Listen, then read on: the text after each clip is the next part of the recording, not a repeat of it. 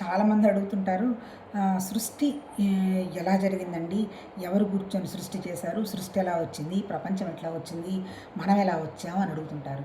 నిజం చెప్పాలంటే, దీనికి ఆన్సర్ చెప్పాలంటే, దీనికి కరెక్ట్‌గా ఎవ్వరు ఉపనిషత్తులో కరెక్ట్‌గా ఇలా జరిగింది అని ఏం చెప్పలే. కాకపోతే వన్ థింగ్ ఈజ్ ఫ్యాక్ట్. మన సృష్టి మనమే చేసుకున్నాం. ఎలా చేసుకున్నాం సృష్టి? సపోజ్ మన గురించే ఉదాహరణ తీసుకున్నాము.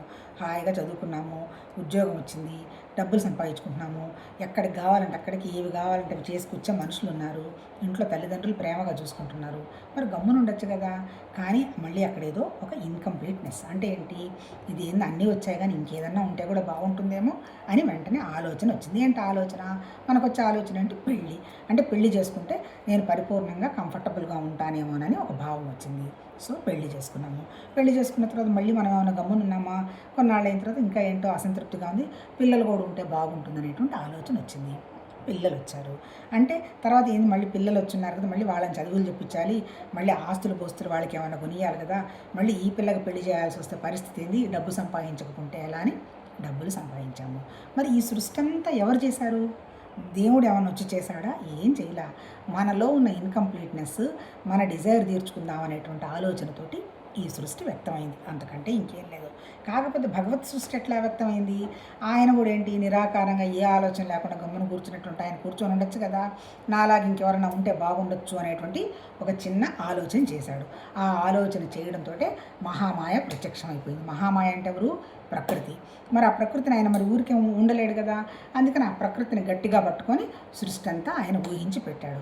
అల్టిమేట్ ఏంటి చెప్పాలంటే, మనకి పురాణాల్లో మనకి ఉపనిషత్తుల్లో, మన వేదాల్లో చెప్పింది ఇదంతా కూడా మాయ, అంటే నిజంగా ఇదంతా లేదు, ఉన్నదని అనుకుంటున్నాము అన్నారు. అంతే కదా.